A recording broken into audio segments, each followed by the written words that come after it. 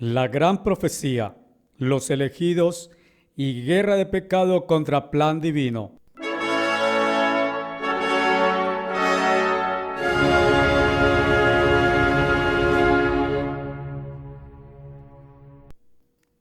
Introducción. ¿Cuál es la gran profecía en toda la Biblia? ¿Hay alguna conexión de esa gran profecía con el Evangelio del Reino de Dios? ¿Qué relación existe entre esa gran profecía y los elegidos? ¿Y cómo ha estado Satanás involucrado con esa gran profecía y los elegidos en su constante guerra de mentira y engaño contra el plan maestro de Dios? Desde antes de la fundación del mundo, Dios decidió reproducirse a sí mismo en los humanos que hizo a su imagen y semejanza, y eso implicó un plan maestro divino y su ejecución, que llamamos la obra de Dios. Vamos a ver íntima relación entre la gran profecía, el plan maestro divino y el evangelio del reino de Dios. El plan maestro divino original y hechos humanos antagónicos. El primer gran ejemplo de este antagonismo lo tenemos con la desobediencia de Adán y Eva en el jardín de Edén y entonces las dolorosas consecuencias de esa rebelión. Pondré enemistad entre ti, la serpiente, y la mujer, y entre tu simiente y su simiente, Jesucristo y la iglesia. Él, Jesucristo, te herirá en la cabeza y tú herirás su talón. A la mujer él dijo: grandemente multiplicaré tus dolores en el parto. En dolor darás a los hijos. Aún así, tu deseo será para tu esposo y él gobernará sobre ti. Y a Adán él dijo: puesto que has escuchado la voz de tu esposa y has comido del árbol del cual te mandé que no comieras de él, maldita es la tierra por causa tuya. Con duro trabajo comerás de ella todos los días de tu vida. Espinos y abrojos ésta producirá para ti, y comerás las plantas del campo. Con el sudor de tu rostro comerás el pan, hasta que retornes a la tierra, porque de ésta fuiste tomado. Tú eres polvo, y al polvo retornarás. Génesis 3, versos 15 a 19. Esta es una profecía emergente que no hacía parte del plan maestro divino que, aunque fue anunciada por Dios a los dos, fue generada inmediatamente después de que se consumara la desobediencia de ambos. Pero en realidad no se puede ver como una maldición de Dios, como suele decirse, sino como una maldición provocada por los dos, su desobediencia, aunque el gran responsable y originador fue Satanás. Dios sabía que desde ese momento la humanidad y su creación en la tierra, en manos de Satanás, padecerían los terribles efectos de estar gobernados por quien ya había convertido antes todo el universo en tohu y bohu, desolados e inútiles. ¿Se ha cumplido esta profecía? Efectivamente que sí. Sin embargo, Dios no la originó y no puede ser atribuible a Dios, porque Dios es bueno, sino al hombre con todas las consecuencias descritas. La gran profecía originada por Dios. La gran profecía originada por Dios es su gran plan maestro divino de reproducirse a sí mismo en los humanos. Es la auténtica profecía que desde el mismo principio hasta su finalidad prevista refleja el carácter de Dios, bueno en gran manera, perfecto, bienhechor, amoroso, bendito, eterno, precioso y maravilloso. Su gran objetivo ha sido humanos nacidos de espíritu con la misma naturaleza de Dios, su mismo carácter. El plan B del plan maestro divino con Abraham. Con la aparición en escena de Abraham, Dios reinicia su plan maestro divino con uno de sus elegidos y despliega su gran profecía espiritual.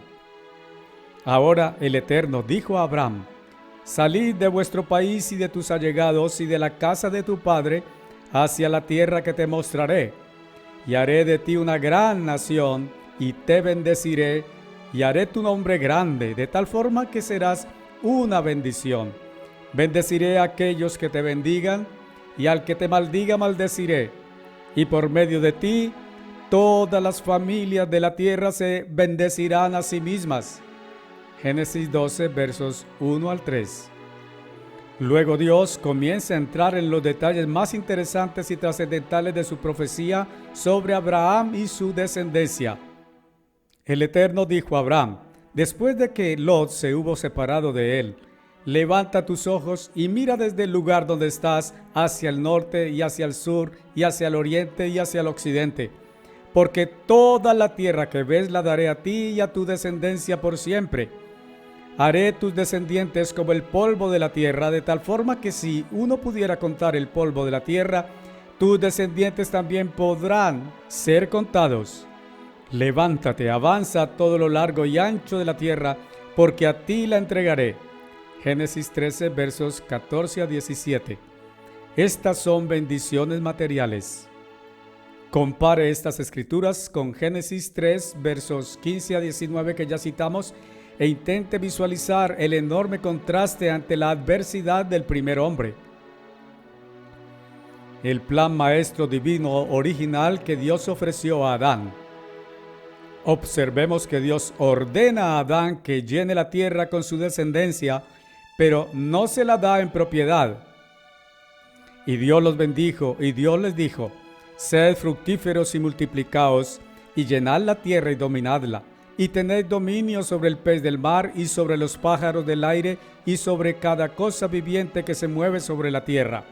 Y Dios dijo: atención, te he dado toda planta produciendo semilla que existe sobre la superficie de la tierra, y cada árbol con semilla en su fruto. Los tomarás por comida. Génesis 1, versos 28 a 29. Parece interesante comparar en este instante esta escritura con Génesis 13, versos 14 a 17, donde podemos ver que Dios da en propiedad a Abraham y su descendencia la tierra a todo lo largo y ancho de la misma. Pensemos en quiénes son todos los que conforman la descendencia de Abraham, porque no es solo Israel. Va a ser en verdad el mundo entero de nuestra actual generación y de las generaciones anteriores, incluyendo las generaciones antediluvianas desde Adán hasta Noé. Así que, con razón, Génesis 15, verso 5. El plan maestro divino reiniciado en cabeza de Isaac. En Génesis 26, versos 3 a 4, se puede apreciar la gran profecía divina desde la gran perspectiva inconmensurable de Dios. Daré a tu descendencia todas estas tierras, bendiciones materiales, y en tu simiente, Jesucristo, todas las naciones de la tierra serán benditas, la gran bendición espiritual. El plan maestro divino reiniciado en cabeza de Jacob o Israel. Vale la pena resaltar aquí que este es otro atentado contra el plan maestro divino.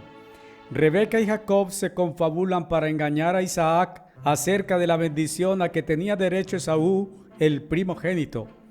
En realidad, lo que se evidencia en la narrativa del capítulo 25, a partir del verso 29, es la responsabilidad casi total de Rebeca, la madre de Jacob, en este atentado, a pesar de que en el verso 23 Dios le había anunciado a ella misma que el mayor, Esaú, servirá al menor, Jacob. Tengamos muy presente lo que en el capítulo 3 de Eclesiastés Salomón nos revela: la gran perspectiva de Dios y su capacidad de previsión. Él ha hecho todo hermoso en su tiempo. También ha puesto eternidad en la mente del hombre, y aún así, en forma que no pueda descubrir lo que Dios ha hecho desde el principio hasta el fin. Sé que lo que fuere que Dios hace, dura para siempre. Nada puede ser añadido a eso, ni quitado de eso.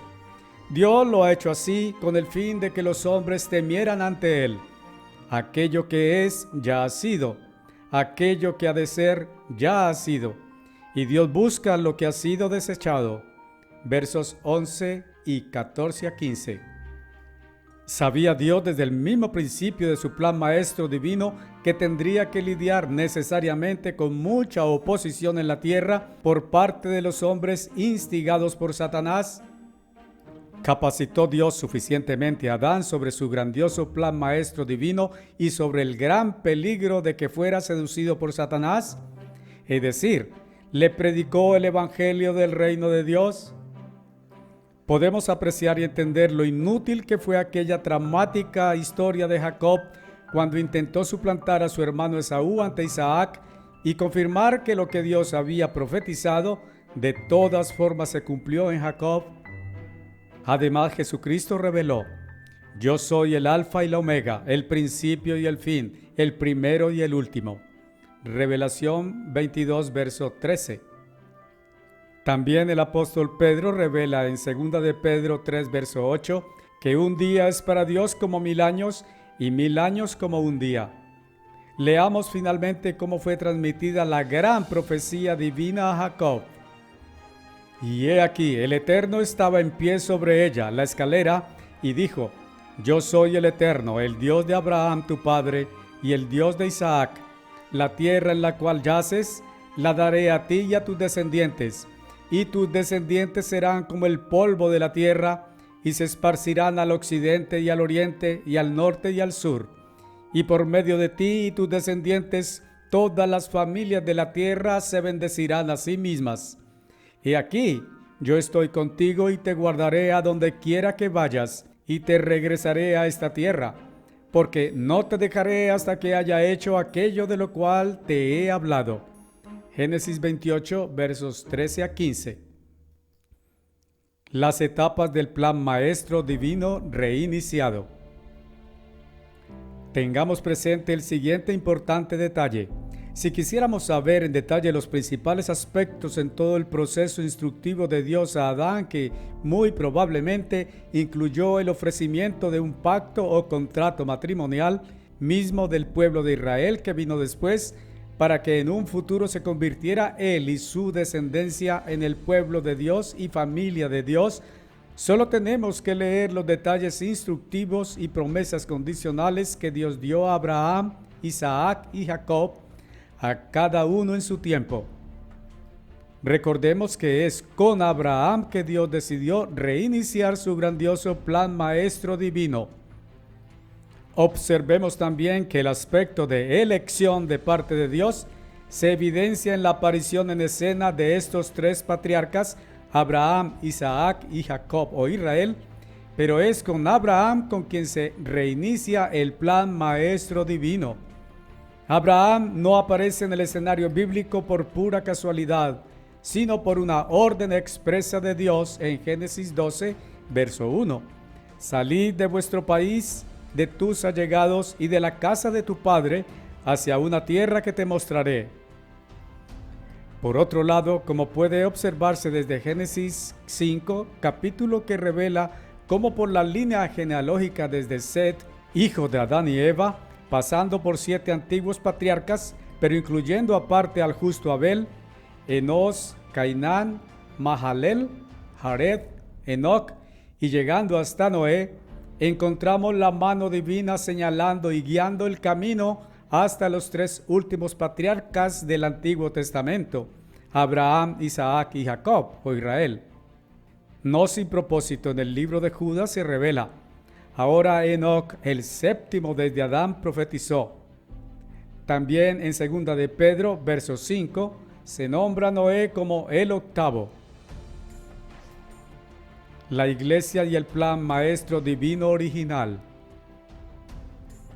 Analizando de manera simplificada el plan maestro divino y su gran objetivo supremo y central, que es reproducirse a sí mismo en el hombre, y recordando que el Antiguo Testamento trata sobre el pacto matrimonial entre Dios y la nación de Israel, y que el Nuevo Testamento trata sobre el nuevo pacto matrimonial entre Dios y la iglesia, queda en evidencia que la iglesia de Dios, los llamados y elegidos, ha ocupado el interés focal de la mente de Dios desde antes de la fundación del mundo.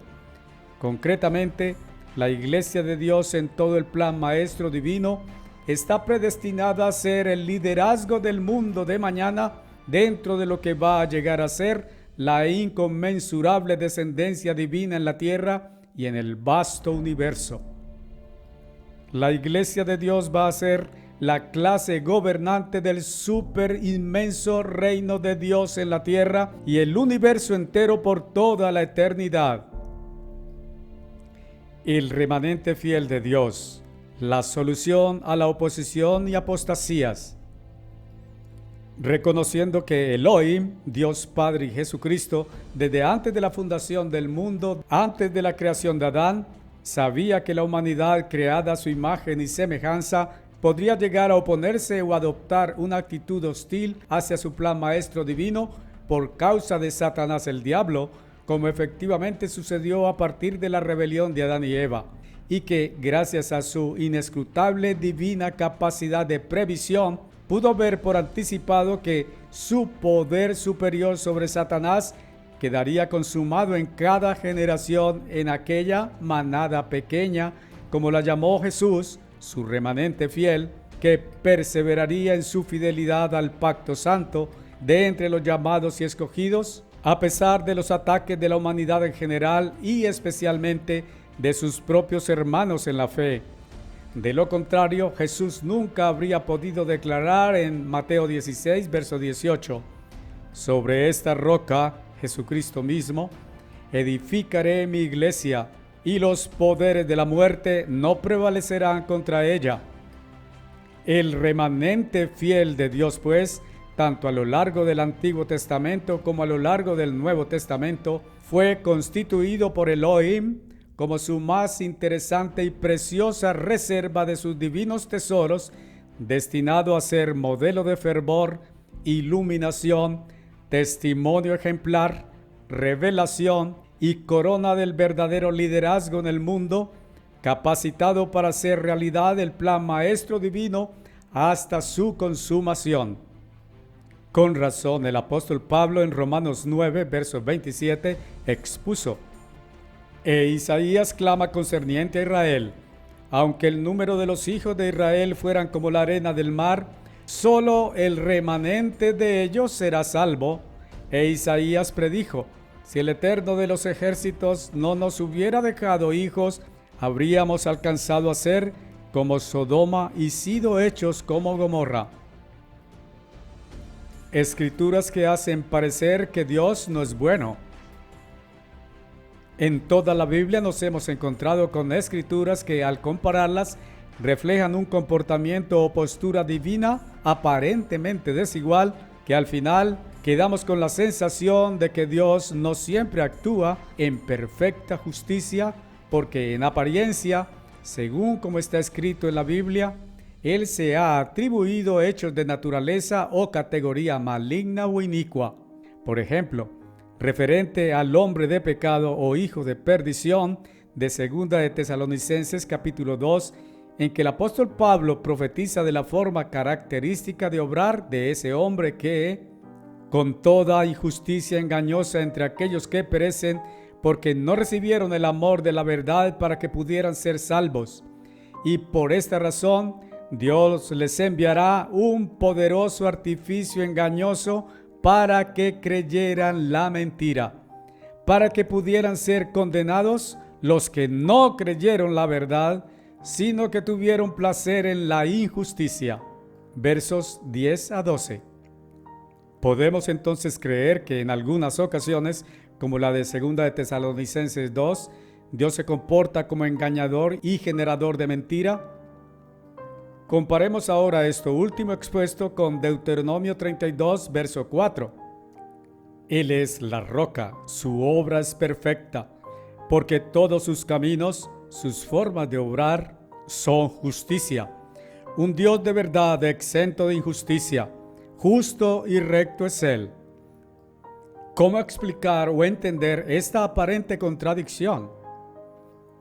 Como lo haría el señor Herbert Armstrong, tenemos que remontarnos al principio, cuando todo comenzó, y particularmente hasta cuando Dios, después de crear a Adán, plantó un jardín en Edén en el oriente, y allí puso Él al hombre que había formado. Y de la tierra el eterno Dios hizo crecer todo árbol que es agradable a la vista y bueno para comida, el árbol de vida también en la mitad del jardín, y el árbol del conocimiento del bien y del mal. Génesis 2, versos 8 al 9. Observemos que esto fue hecho por Dios después de hacer llover agua sobre la tierra entera, para que la tierra produjera toda especie vegetal.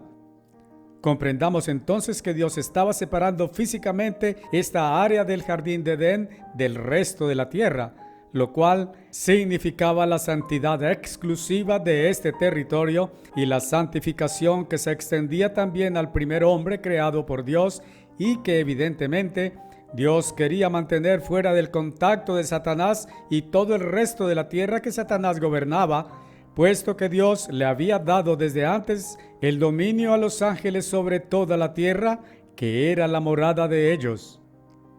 El señor Armstrong nos enseñó que la ubicación territorial del jardín de Edén era la de Palestina, antigua región de Canaán, o lo que es lo mismo, la antigua tierra prometida hacia donde Moisés y Josué llevaron a las tribus de Israel. Esto incluye la antigua Aramea, Judea y Jerusalén, la llamada Tierra Santa, donde el Mesías Jesús comenzó a predicar el evangelio del reino de Dios y centró allí casi toda su labor mesiánica. Y todos sabemos que en esa misma región está la colina de Sión, llamada también la ciudad de David, que proféticamente va a ser la sede de gobierno del reino de Dios, porque de Sión saldrá la ley y la palabra del Eterno de Jerusalén. Isaías 2, verso 3. Antes citamos Génesis 3, versos 15 a 19, que narra la decisión de Dios frente al rechazo de Adán y Eva de su plan maestro divino, que estaba simbolizado en el árbol de vida. No tenemos que devanarnos los sesos intentando comprender que efectivamente Dios había instruido suficientemente a Adán acerca del gran proyecto del plan maestro divino, o lo que es lo mismo, del evangelio del reino de Dios, y por supuesto, eso incluyó todas las debidas advertencias de Dios acerca de las maniobras engañosas, malignas y destructivas de Satanás el diablo, y de las terribles consecuencias que le sobrevendrían a Adán y a su descendencia en caso de que él se dejara seducir por Satanás. Por el lado de Eva, pudo haber sucedido que después de muchos días, ella comenzó a desesperar porque la promesa de Dios todavía no se cumplía de extender el dominio de ellos y su descendencia más allá de los límites que demarcaban el jardín de Edén, y que estaba condicionada a que ellos le demostraran a él suficiente obediencia al guardar sus leyes y mandamientos y el respectivo temor reverente ante el solo pensamiento de querer probar del fruto del árbol del conocimiento del bien y del mal, que ellos ya sabían que sería para Dios el indicativo de una rebelión contra su gobierno y que representaba el espíritu mismo de rebeldía destructiva de Satanás el diablo, y que además los arrastraría al dominio esclavista y mortal de ese ser diabólico. Por otro lado, revisemos de qué manera en el proceso de seducción hacia Eva se reflejó tan evidentemente el carácter mentiroso de Satanás, que con razón Jesucristo lo denunció en su primera venida como el padre de mentira, pues en ese lamentable y siniestro incidente logró sembrar para la posteridad una mentira gigantesca contra el carácter de Elohim. Pero la serpiente dijo a la mujer: no morirás, porque Dios sabe que cuando comieres de éste, tus ojos serán abiertos y serás como Dios, conociendo lo bueno y lo malo. Ahí tienen ustedes la mentira más grande de todas en ese diabólico episodio. Con el más alto interés y atención, y con base en lo que nos revelan las Escrituras, preguntémonos: ¿es propio del carácter de Dios conocer lo malo o el mal? ¿No revela Génesis 1, verso 31 que Dios vio todo lo que había hecho y era muy bueno? Y Jesucristo enseñó: porque ningún árbol bueno produce fruto malo. Otra vez, ni el árbol malo produce fruto bueno. El hombre bueno del tesoro bueno de su corazón, su mente, produce lo bueno. Y el hombre malo de su tesoro malo produce lo malo. Porque de la abundancia del corazón, mente, habla tu boca. Lucas 6, versos 43 y 45. También Jesucristo enseñó: ¿no crees que yo soy en el Padre y el Padre en mí? Las palabras que yo os digo, no hablo en mi propia autoridad, sino el Padre que mora en mí hace sus obras. Creedme que yo soy en el Padre y el Padre en mí. O de otra manera, creedme por causa de las obras que Él y su Padre hacían en sí mismas. Juan 14, versos 10 a 11. Voy a citar del Salmo 119 lo siguiente que es pertinente. Contuve mis pies de cada camino malo, con el fin de guardar tu palabra. Verso 101. La suma de tu palabra es verdad. Si Satanás es padre de mentira, Dios es el padre de la verdad. Y cada una de tus justas ordenanzas perduran por siempre. Verso 160. Mi lengua cantará de tu palabra, porque todos tus mandamientos son justos. Verso 172. Dijo también Jesucristo: por tanto, debes ser perfecto como vuestro Padre Celestial es perfecto. Mateo 5, verso 48. Abordemos el tema crítico aquí. ¿Qué es el mal? ¿Cuál es el origen del mal, del antagonismo al bien? El señor Armstrong escribió un folleto titulado ¿Creó Dios al diablo? En él citó 2 de Pedro 2, versos 4 a 6 de la siguiente forma: porque si Dios no perdonó a los ángeles que pecaron y no perdonó el mundo antiguo entre Adán y Noé, sino que salvó a Noé, la octava persona, un predicador de justicia, trayendo el diluvio sobre el mundo de los impíos. Hubo una condición caótica generada sobre la tierra como resultado de los pecados de los ángeles. El pecado de los ángeles es mencionado primero, y este ocurrió primero. Ya había un diablo allí en existencia por el tiempo en que Adán fue creado. Así que el pecado de los ángeles ocurrió antes de la creación del hombre. Fin de la cita.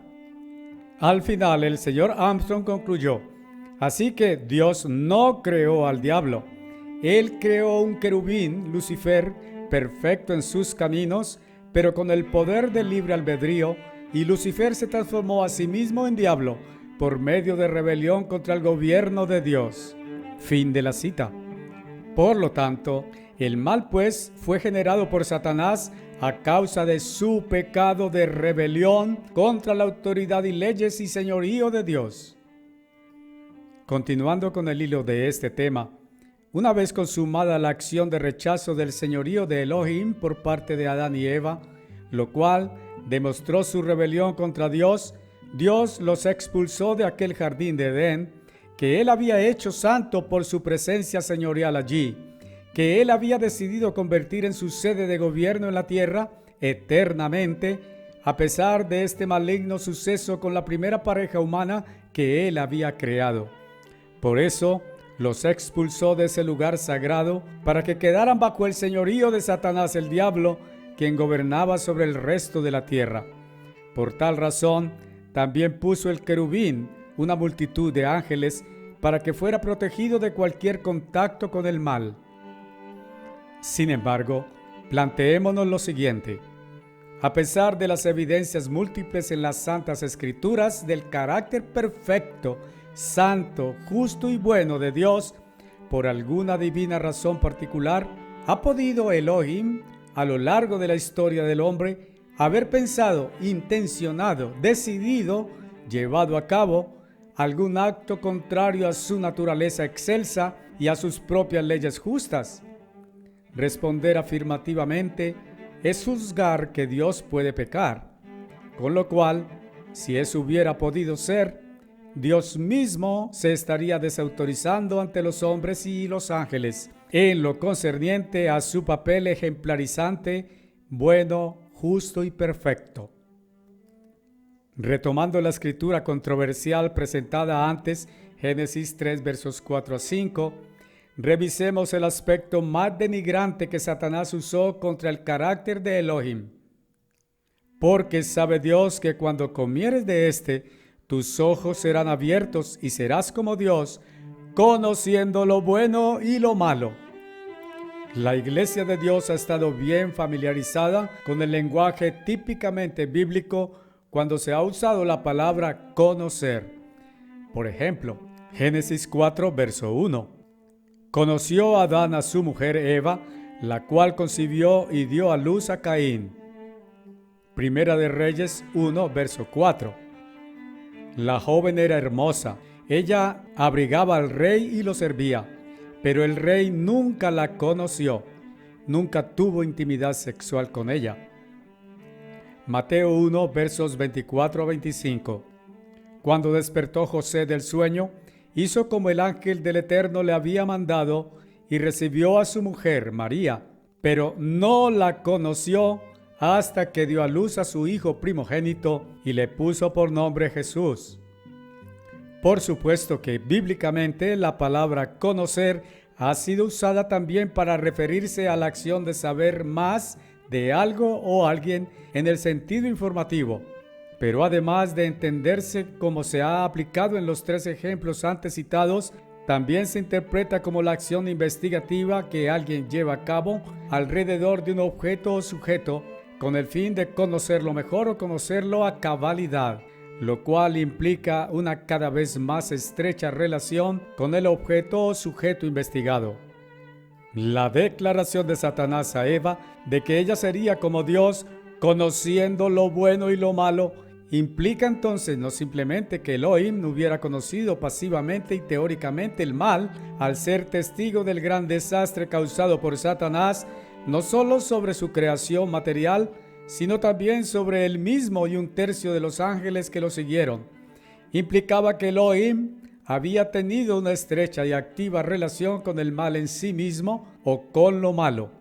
Además, aquella misma frase controversial expone mentirosamente que de Elohim emana conocimiento de lo bueno y de lo malo, como si esos dos se pudieran mezclar en realidad. Sin embargo, Dios no es Dios de confusión, sino de paz. Primera de Corintios 14, verso 33. Jesús enseñó: por sus frutos los conoceréis. Así, todo buen árbol da buenos frutos, pero el árbol malo da frutos malos. No puede el buen árbol dar malos frutos, ni el árbol malo dar frutos buenos. Mateo 7, versos 16 y 17 a 18. Este mismo asunto satánico mentiroso de Génesis 3 parece complicarse por lo que dice en el verso 22. Luego dijo el eterno Dios: he aquí, el hombre ha venido a ser como uno de nosotros, conociendo lo bueno y lo malo. Parece justo este momento para citar lo que escribió el británico Adam Clarke en su comentario bíblico acerca de este verso 22 de Génesis 3. Comillas: de todos modos se ha permitido que este texto sea difícil y la dificultad crece a causa de nuestras traducciones, las cuales están opuestas al hebreo original y a las más auténticas versiones bíblicas. El hebreo contiene haya, H-A-Y-A-H, que es la tercera persona en la conjugación del tiempo pasado y significa fue, no, es, presente. El texto samaritano, la versión samaritana, el siríaco y la Septuaginta, traducciones de la Biblia, tienen el mismo tiempo en pasado. Esto nos conduce a un sentido muy diferente e indica que existe una elipsis de algunas palabras.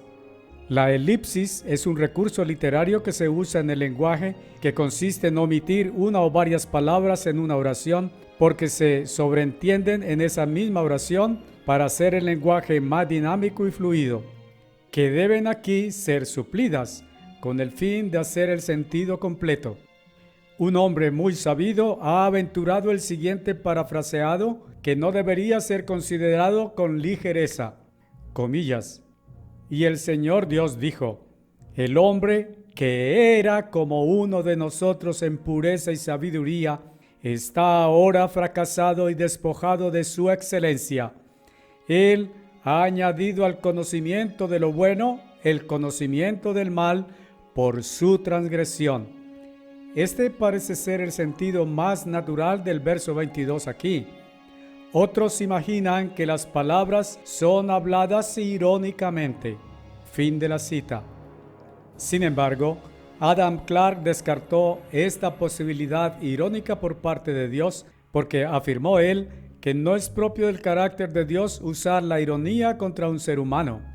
Pero en la Biblia hay pasajes que demuestran que Dios ha hablado irónicamente. Por ejemplo, en Ezequiel 28, en relación con el príncipe de Tiro, Dios dijo: porque tu corazón es altivo y has dicho: soy un Dios y sentado estoy en el trono de los dioses, en el centro de los mares. Aún así, eres solo un hombre y no Dios. Aunque te consideras tan sabio como un Dios, eres en verdad más sabio que Daniel. Ningún secreto está oculto de ti. Versos 2 a 3. Otro ejemplo de ironía lo tenemos en el libro de Job, capítulo 40, donde Dios desafía a Job con la siguiente ironía: decorosamente vístete de majestad y dignidad, vístete de gloria y esplendor, derrama los desbordamientos de tu ira y fija tu atención en todo el que es altivo y humíllalo. Fija tu atención en todo el que es altivo y derríbalo. Pisotea a los inicuos donde están establecidos. Ocúltalos a todos juntos en el polvo. Ata sus rostros con el inframundo. Entonces también yo haré reconocimiento de que tu propia mano derecha puede darte victoria. Versos 10 a 14. Estos textos antes citados demuestran entonces que definitivamente Satanás, desde la fundación del mundo, logró astutamente echar sobre la inmaculada y siempre santa imagen y sobre el eterno, bondadoso, justo y perfecto carácter de Dios un gran manto de sombras, solo posibles por su súper inmenso, astuto y mentiroso poder al servicio siempre del mal.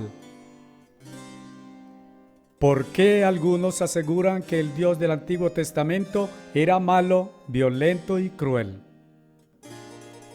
En este extremo del fin tan caótico en que vivimos, ha venido difundiéndose y causándose un efecto negativo creciente sobre las mentes de la gente del mundo cristiano acerca de la pervertida idea de que el Dios del Antiguo Testamento, según sus mismas escrituras, era un Dios genocida, malvado, violento y despiadado, tan diferente del Jesucristo del Nuevo Testamento, quien asimismo se llamó el Hijo de Dios, quien efectivamente, dicen, demostró al mundo un carácter completamente opuesto al Dios del Antiguo Testamento. Veamos algunas de esas escrituras acusadas. Deuteronomio 20, versos 10, 13 y 16 a 18. Cuando te acerques a una ciudad para pelear contra ella, y cuando el Eterno tu Dios te la dé en tu mano, someterás a todos sus varones a la espada. Pero en las ciudades de estos pueblos que el Eterno tu Dios te da por herencia, los ubicados en la tierra prometida, ninguna vida que respire salvarás, sino que las destruirás completamente, para que no puedan enseñaros a hacer conforme a todas sus abominables prácticas que han hecho en servicio a sus dioses, y así pecar contra el Eterno vuestro Dios. Éxodo 22, verso 24. Y mi ira se encenderá, y te mataré con la espada, y vuestras esposas se volverán viudas, y vuestros hijos huérfanos. Lucas 19, verso 27. Pero en cuanto a aquellos enemigos míos que no quieren que yo reine sobre ellos, traedlos aquí y matadlos ante mí. Primera de Samuel 15, verso 3. Ahora ve y mata a Amalec, y destruye todo lo que tenga. No los perdonarás, sino que matarás tanto a varones como a mujeres, infantes y niños sin destetar, ganado y ovejas, camellos y asnos. Con ira ardorosa ellos critican: ¿cómo es que Dios les prohíbe a los israelitas matar en el capítulo 20 de Éxodo, pero después los obliga a matar despiadadamente? que es lo que no han podido saber o aceptar ni entender los acusadores. Puesto que todos han pecado y sido destituidos de la gloria de Dios, pero ahora la justicia de Dios ha sido manifestada aparte de la ley, aunque la ley y los profetas dan testimonio de ella, la justicia de Dios a través de la fe en Jesucristo para todo el que cree, porque no hay distinción. Romanos 3, versos 23 y 21 a 22. Todos han pecado y sido destituidos. Provoca una primera impresión de que incluye al mundo entero, no solo a la nación de Israel como un todo.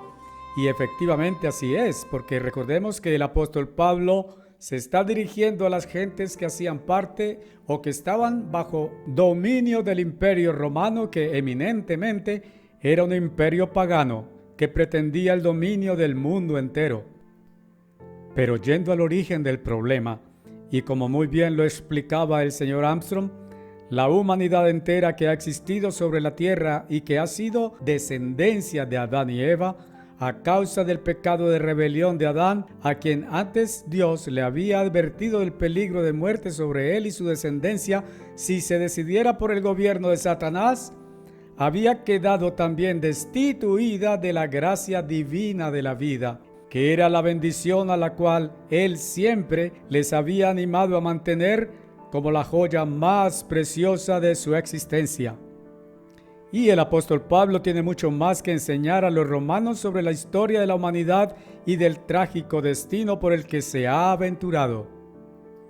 Por lo tanto, puesto que el pecado se introdujo en el mundo a través de pecado y en consecuencia muerte se expandió a todos los hombres por causa de que todos los hombres pecaron.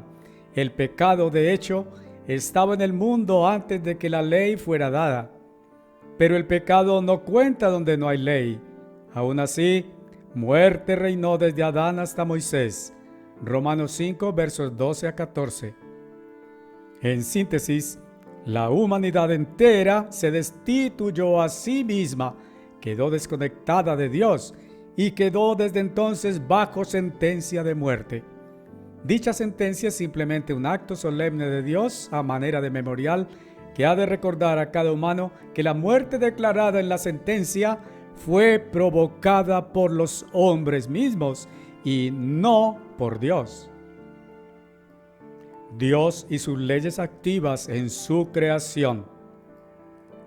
Recordemos que Dios es Dios de orden, que a propósito algunos filósofos lo denominaron como el gran ordenador supremo o el gran arquitecto del universo, porque en sus observaciones astrales y mediciones matemáticas y cálculos físicos de los movimientos cósmicos en el espacio y en la Tierra, tuvieron que admitir que la completa enormidad del universo físico lo llevaba siempre a concluir que era imposible que no existiera un superpoder inteligente e invisible que mantenía y regulaba una asombrosa armonía en todo el gran orden de todos los eventos fenomenológicos alrededor de este infinito universo.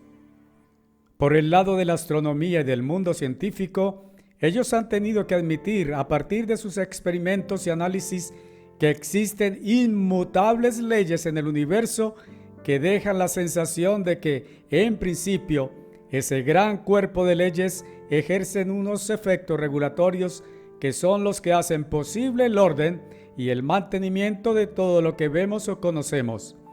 Leyes como la termodinámica, la gravitación, la relatividad, la inercia son algunos ejemplos. A través del conocimiento de la Biblia hemos sabido la verdad de esas leyes regidoras del gran universo que Dios creó y que podemos apreciar algunos aspectos de ella en los últimos capítulos del libro de Job. Vemos, por ejemplo, que la ignorancia de la ley no exime de sus efectos a los hombres, sea porque obran en armonía con ella o en contrariedad. Romanos 2, verso 12. Como enseñaba el señor Armstrong, Dios el Padre es el gran legislador y ha dado todo juicio al Hijo. Juan 5, verso 22. Y ya sabíamos que el Hijo también era la palabra en el principio, por medio de quien fueron hechas todas las cosas. Esas leyes emanadas del gran legislador supremo han estado siendo administradas por Jesucristo junto con los ángeles fieles, como lo vamos a ver cuando ocasionalmente Dios tiene que intervenir extraordinariamente en los asuntos del mundo, cuando Satanás intenta conducir a la humanidad más allá de los límites que Él le ha permitido y que atentan con malograr el plan maestro divino. Es patético el caso del diluvio y todo lo que Dios tuvo que hacer alrededor de la familia de Noé. También tenemos el caso cuando Jesucristo mismo encabezó la destrucción de Sodoma y Gomorra. Por otra parte, fijémonos que aparte de esas intervenciones extraordinarias, Dios se ha reservado la facultad de intervenir, como se describe en el segundo mandamiento, escrito en piedra por el dedo de Dios. Porque yo soy el Eterno vuestro Dios, Dios celoso en disposición de visitar, intervenir la iniquidad, transgresión de la ley de los padres sobre los hijos en la tercera y cuarta generación de aquellos que me odian, que han rechazado sus leyes desde Adán. Éxodo 20, verso 5. El gran dilema de la humanidad. Observemos que desde el Antiguo Testamento Dios presenta un mismo dilema a la humanidad que deberá resolver. Primero lo presenta al primer hombre, Adán, y siglos después lo presenta a toda una nación que iba a ser el modelo nacional para el resto del mundo si resolviera correctamente tal dilema. En el primer escenario, Dios le presenta el dilema a Adán, quien estaba involucrado en la elección que él debía hacer entre el árbol de vida y el árbol del conocimiento del bien y del mal. En un segundo escenario, se ve a Moisés en medio de una completa nación, constituida formalmente ante y con Dios, presentando públicamente el libro de la ley que contenía el pacto matrimonial solemne entre Dios y esa nación, en el cual estaba contenido el mismo dilema antiguo en relación con Adán, que declaraba, entre otras muchas cosas, lo siguiente: ved que en este día he puesto ante ti vida y bien, muerte y maldad.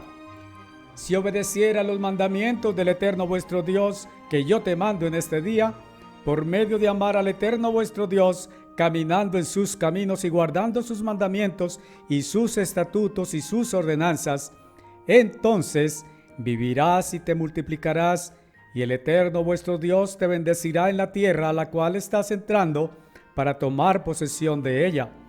Pero si tu corazón se desviara y no oyeres, sino que fueras arrastrado a adorar otros dioses y servirles, os declaro en este día que pereceréis. No vivirás mucho tiempo. Llamo al cielo y la tierra por testigos contra vosotros en este día, porque he puesto delante de vosotros vida y muerte, bendición y maldición. Por tanto, escoge vida, para que vosotros y vuestros descendientes pudieren vivir. Deuteronomio 30, versos 15 a 19. Parece entonces hasta aquí que el gran problema sin resolver de la humanidad en toda su historia está contenido en y ligado íntimamente a el tipo de relación que ha mantenido frente al Dios de la Biblia, sus leyes y su autoridad gubernamental. El señor Armstrong decía que el problema en realidad no ha estado en la ley de Dios, sino en el hombre y su conducta y mentalidad hostil hacia la ley divina y su gran autor. Y todos sabemos que el problema de origen está y se deriva de Satanás el diablo, quien engaña al mundo entero y es la fuente de toda maldad en el universo. La historia humana hasta hoy demuestra que el hombre y su estilo de vida nunca ha producido paz plena y generalizada y duradera entre todos los hombres sobre la tierra. Y todos somos testigos hoy de qué manera catastrófica está colapsando esta civilización del hombre bajo el gobierno de Satanás. En verdad, lo que ha estado aconteciendo es que este espíritu antagónico de los humanos frente a unas leyes divinas inmutables que debería reconocer, al ver las consecuencias desastrosas de su conducta histórica y de su comportamiento y resultado de sus propias leyes humanas, es la causa de su propio desastre, que lo único que ha producido en general es un efecto boomerang sobre sí mismo, toda vez que ha ido en oposición a tales leyes santas. Dios es el gran autor de sus leyes santas e inmutables, y éstas siempre han estado cumpliendo su función de producir bienestar a toda la divina creación, o castigo correctivo a los hombres que se les oponen conscientemente o ignorantemente. Con buena razón dice en Gálatas 6, versos 7 a 8. No seáis engañados, Dios no ha de ser burlado, porque lo que el hombre siembra, eso también cosechará. Porque el que siembra para su propia carne, mentalidad egoísta y hostil hacia la ley de Dios, de la carne cosechará corrupción. Pero el que siembra en el espíritu de la ley amorosa de Dios, del espíritu cosechará vida. Así pues, cuando el estilo inspirado de algunas narrativas bíblicas describen a Dios mismo como llevando a cabo obras propias de cualquier inicuo, como las de 2 de Tesalonicenses 2, versos 11 a 12, es un estilo muy efectivo de recordarle a los hombres que lo que están padeciendo o a punto de padecer es el resultado de sus malignas acciones contra aquellas leyes de su autoría que contienen la sentencia de maldición contra los infractores, y que, aunque pareciera como si Dios mismo estuviera produciendo el mal, no es Él, sino los mismos transgresores que han desatado los destructivos efectos automáticos que Dios decretó previamente en defensa de su pacífico orden universal, que ha de reflejar siempre a su debido tiempo previsto su mismo santo, armonioso, justo y perfecto carácter. Cuando Él dice: Dios les envía un poderoso artificio engañoso para hacerlos creer lo que es falso, a quienes se habían complacido en la injusticia. Lo que está describiendo es el efecto de maldición sobre los transgresores que automáticamente generan sobre los que se habían complacido en la injusticia. Y en este estilo de exponerlo, Dios ha querido resaltar que sus leyes son el vehículo por medio del cual Él mismo impartirá el bienestar propio de su amor o castigo correctivo a todo opositor. Dios sabe que la paga del pecado es muerte, Romanos 6:23, y que aquellos que se complacen en la injusticia están nadando en aguas turbulentas e impredecibles que en cualquier momento los hundirán hasta el fondo y serán ahogados. Recordemos que los que mueren físicamente no están muertos en realidad, solo duermen, y señalado está el día en que serán despertados. Un intento final de lograr entender y aceptar por fe que de Dios jamás se desprende el mal, o que Él jamás ha experimentado el espíritu de maldad, lo podemos realizar observando a los niños que verdaderamente han sido suficientemente cuidados celosamente por sus padres, como aquellos de Mateo 19, verso 14, en relación con lo cual Jesús dijo: porque a tales pertenece el reino del cielo. Y antes, en Mateo 18, versos 2 a 4, dice: y llamando hacia él a un niño, lo puso en medio de ellos y dijo: ciertamente os digo, a menos que deis un viraje y os volváis como niños, jamás entraréis en el reino del cielo. Quien quiera humillarse como este niño, él es el más grande en el reino del cielo. Definitivamente, Dios jamás ha experimentado el mal, o lo ha provocado o causado. Lo que Elohim conoce del mal es un hecho que se ha dado solo desde el punto de vista de un observador, que no por ser testigo de lo que observa, se le podrá acusar de lo que ve si ha sido un crimen, como el que cometió Satanás cuando convirtió la creación en tohu y bohu, y Dios fue el único testigo de eso. Otro aspecto mentiroso hoy contra el buen nombre de Dios. Actualmente, ¿quiénes están haciendo blasfemar el nombre del Dios de la Biblia? ¿Es la nación de Israel hoy el pueblo de Dios? Cualquiera exclamaría, obviamente que sí. Conocemos la historia de las 12 tribus de Israel y de cómo después del reinado de Salomón se dividieron en dos naciones, Israel y Judá.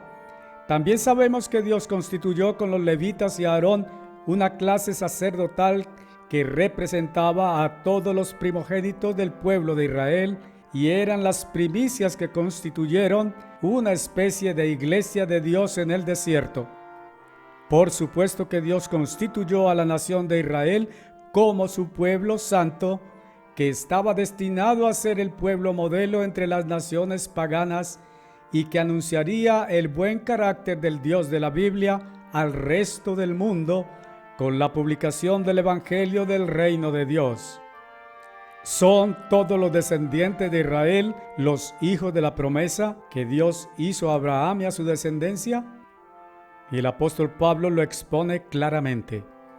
Porque no todos los que son descendientes de Israel pertenecen a Israel, y no todos son hijos de Abraham a causa de que sean sus descendientes, sino que a través de Isaac tus descendientes serán llamados. Esto significa que no son los hijos de la carne los que son hijos de Dios, sino los hijos de la promesa son reconocidos como descendientes. Romanos 9, versos 7 a 8. Es oportuno llamar la atención aquí de un prejuicio muy difundido en el mundo, que Dios hace favoritismo por el pueblo de Israel y que entonces discrimina. Otra vez, ¿ha actuado Dios arbitrariamente por alguna razón excepcional en algún momento? Porque la Escritura dice, porque Dios no hace acepción de personas o muestra favoritismo.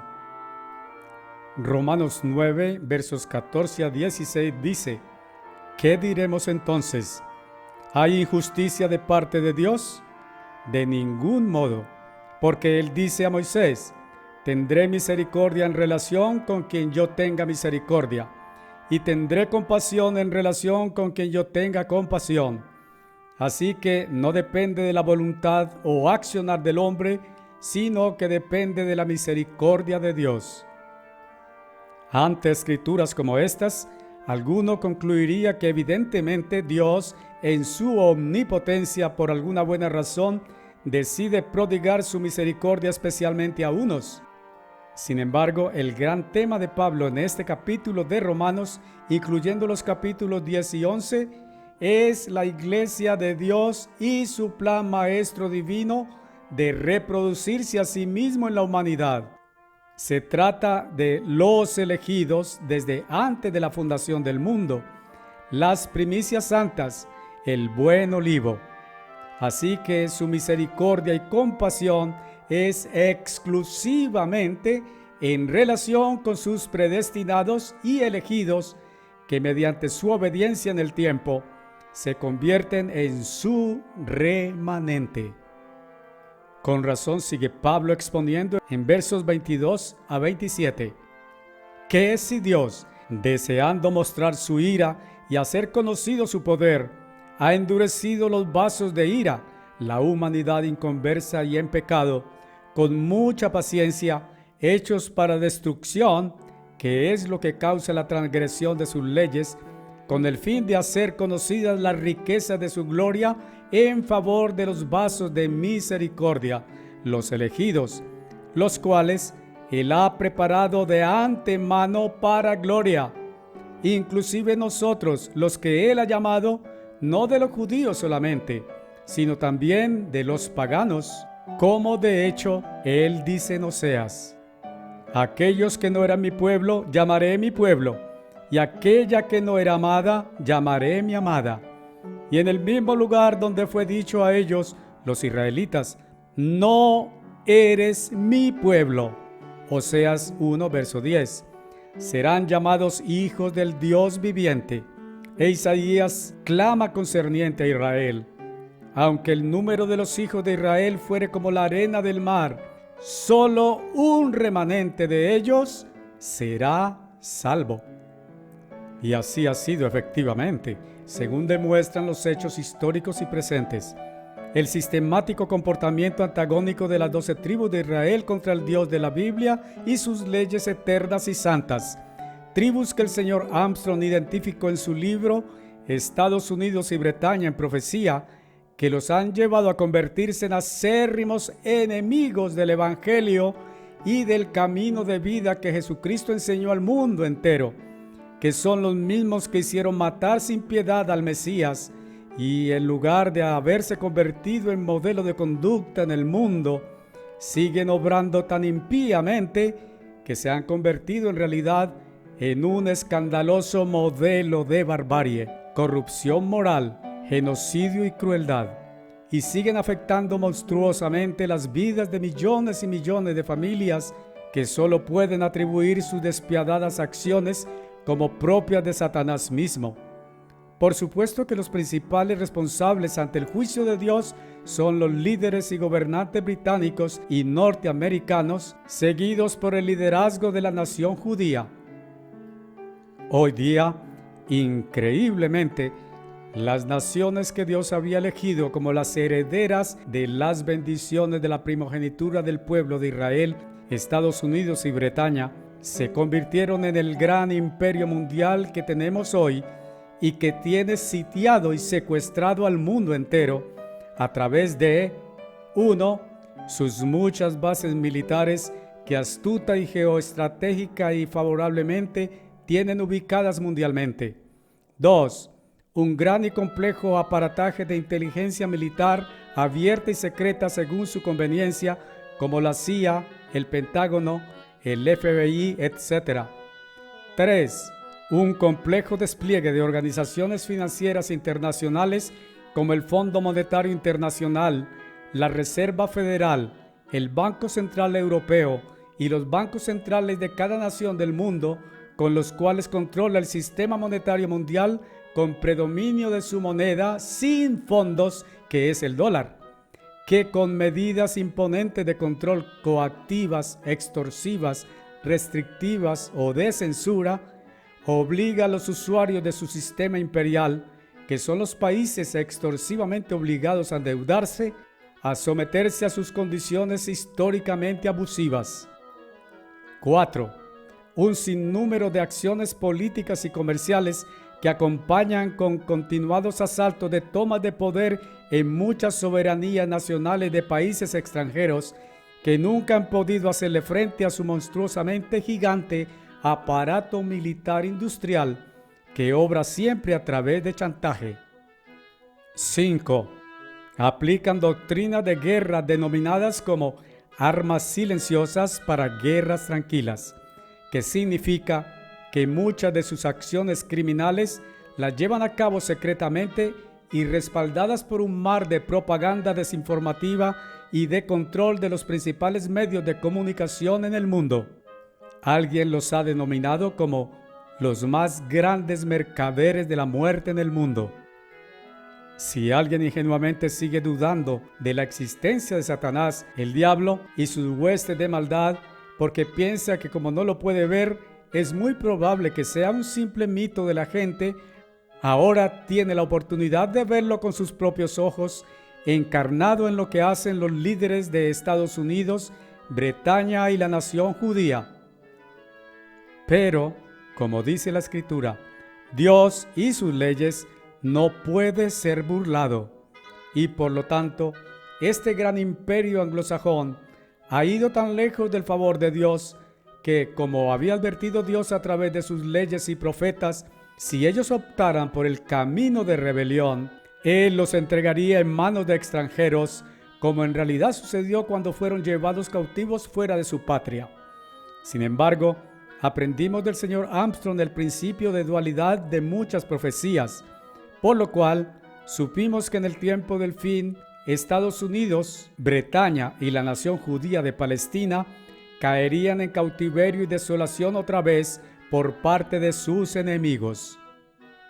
Actualmente existe copiosa información de fuentes probadamente serias, fidedignas y discretas acerca de múltiples pruebas, hechos y evidencias que informan de la forma como, a partir de la marcada decadencia del Imperio Romano ante las invasiones bárbaras que los azotaban y devastaban por los años tempranos del siglo V, antiguas familias aristocráticas de lo que había sido el esplendoroso Imperio Romano se vieron obligadas a ubicarse en la desembocadura del río Po en el mar Adriático, Italia, construyendo palafitos o estacas en medio de islotes en la provincia de Venecia, sobre los que edificaron sus viviendas que haría muy difícil a las hordas bárbaras poderlos someter.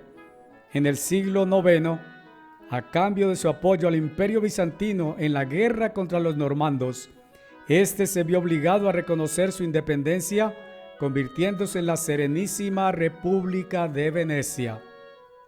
Pasado el tiempo, se fueron extendiendo por tierra firme y ocuparon la región del Véneto, apoderándose de importantes ciudades como Verona, Padua, Brescia y Bérgamo, constituyéndolos como territorios propios, así como tierras de Dalmacia, Istria y toda la costa oriental del Adriático que convirtieron en un mar suyo. En el siglo XIII hicieron una alianza con la expedición de la Cuarta Cruzada Católica para ser transportados en su flota veneciana, en cuyo transcurso vieron la oportunidad de asaltar la ciudad de Constantinopla, capital del Imperio Bizantino, la cual cayó en poder de los cruzados, con lo cual Venecia obtuvo un importante imperio ultramarino conformado por Chipre, Creta, Morea, las islas Jónicas y Negroponte, en la costa del Mar Negro. Así, en el siglo XV, en su mayor esplendor, Venecia se convirtió en una gran potencia, tanto económica como militar, gobernada por una aristocracia mercantil, tomado de nobleza y heráldica de la Serenísima República de Venecia por el doctor Luis Valero de Bernabé y Martín de Eugenio Márquez. La Serenísima República de Venecia, la misma que ha sido conocida en los más discretos círculos sociales como la nobleza negra veneciana, para entonces ya dominaba el sistema bancario a través de judíos sionistas en la mayor parte de Europa y tenía muy endeudadas a las monarquías europeas, por supuesto incluida la monarquía británica. A través de su posición dominante en el sector bancario, se fueron extendiendo por toda Europa y tuvieron que enfrentar muchos conflictos de intereses donde quiera que tenían sus múltiples y grandes dominios, con poderes también dominantes como el Imperio Otomano y diferentes agrupaciones bárbaras. Y no podía faltar su tradicional conflicto con los papas y el Vaticano, que se mantiene hasta el día de hoy. Después del descubrimiento de América, y viendo amenazada la integridad de sus enormes riquezas, dominio y prestigio, con el pasar del tiempo trasladaron su sistema bancario y financiero a Holanda. Y con esto ya podemos entender por qué Holanda llegó a ser un gran imperio colonial y a tener tanto poderío e influencia en el mundo. Años después y a través de muchas alianzas políticas, comerciales y financieras, se instalaron en Inglaterra, que para entonces era una nación sin mucho poder en el mundo.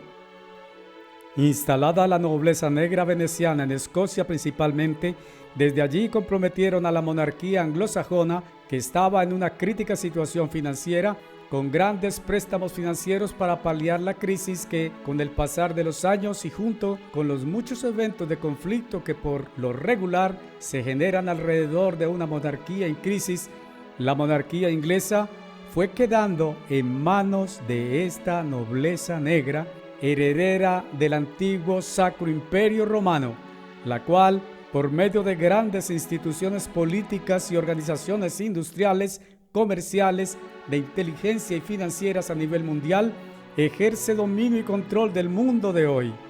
Sus instituciones más conocidas en el mundo son, por ejemplo, el fondo de inversión BlackRock, los Rothschild, los Barclays, la Rand Corporation, la CIA, el Pentágono, el Banco Mundial, la ONU, la Organización Mundial de la Salud, la Fed, Reserva Federal, el Banco Central Europeo, la Corte Penal Internacional, la OTAN, el Foro Económico Mundial, entre otros.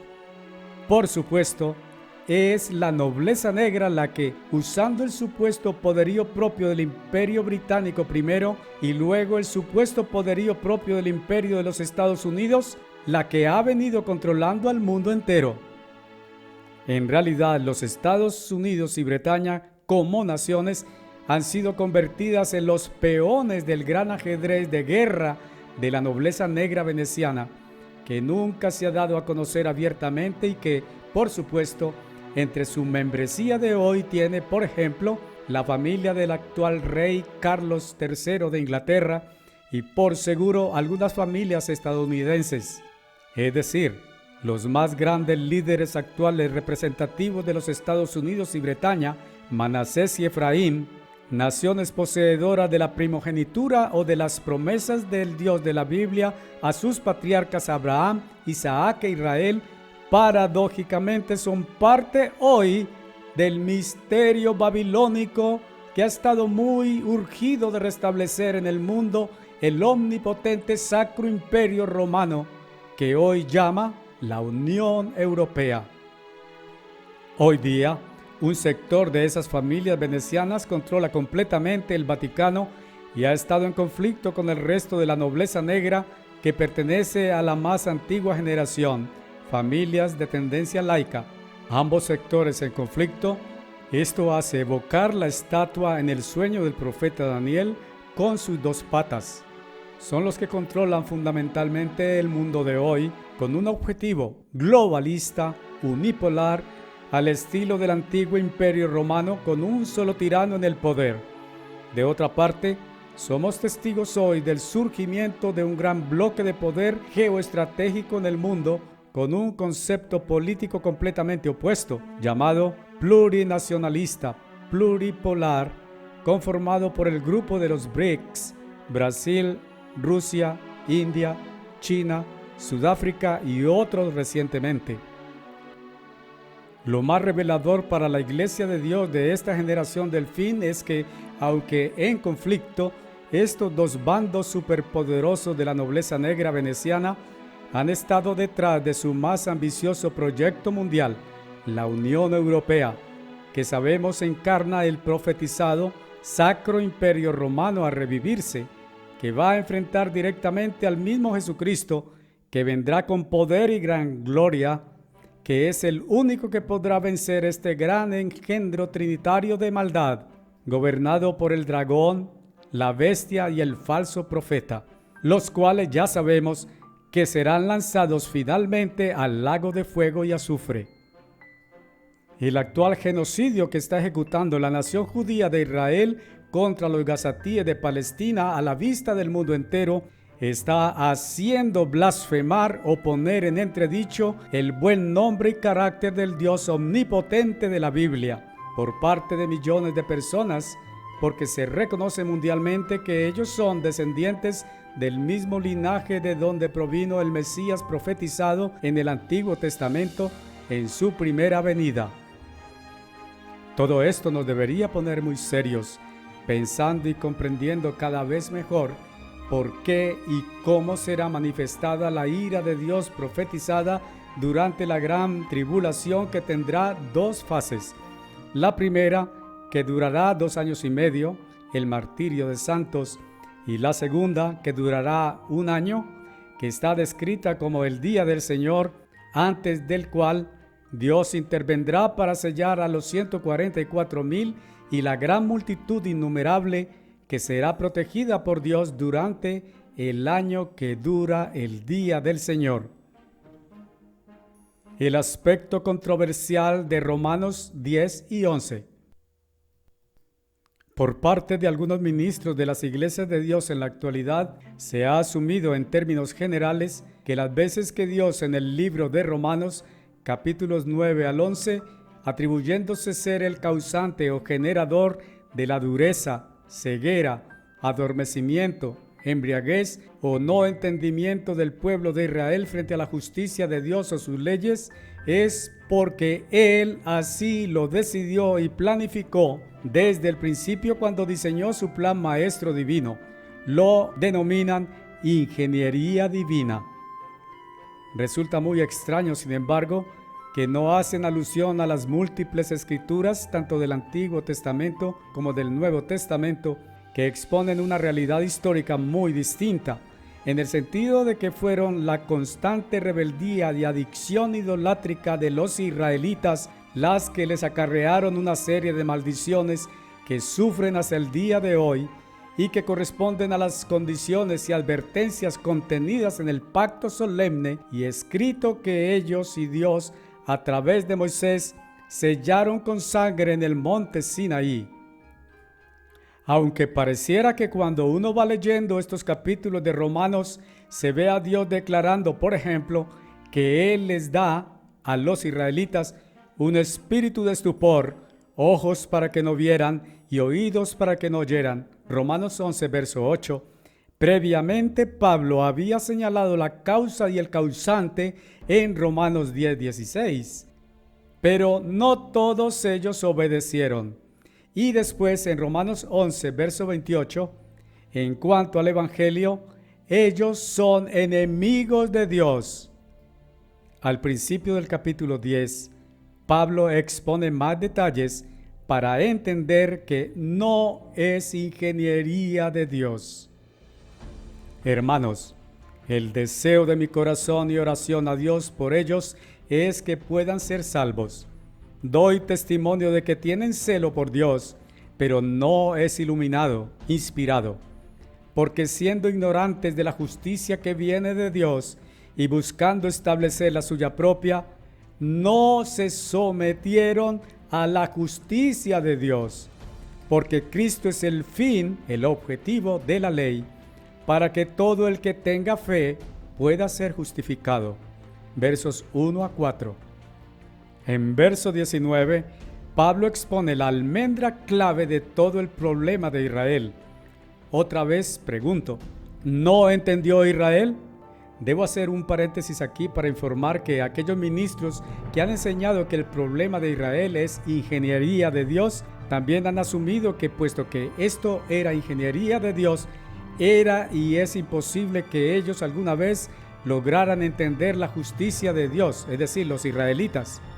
Sin embargo, nunca han considerado que los planes originales de Dios desde el principio de la creación para con la nación de Israel, que eran los mismos para con Adán, consistían en reproducirse a sí mismo a través del pueblo de Israel, lo cual implicaba derramar su Santo Espíritu en todos ellos, en algún punto del tiempo planeado y sabido solo por Él, con lo cual Él esperaba entonces que se convirtieran en la nación modelo ante las otras naciones paganas del mundo, con el fin subsiguiente de ofrecerles también a ellos salvación.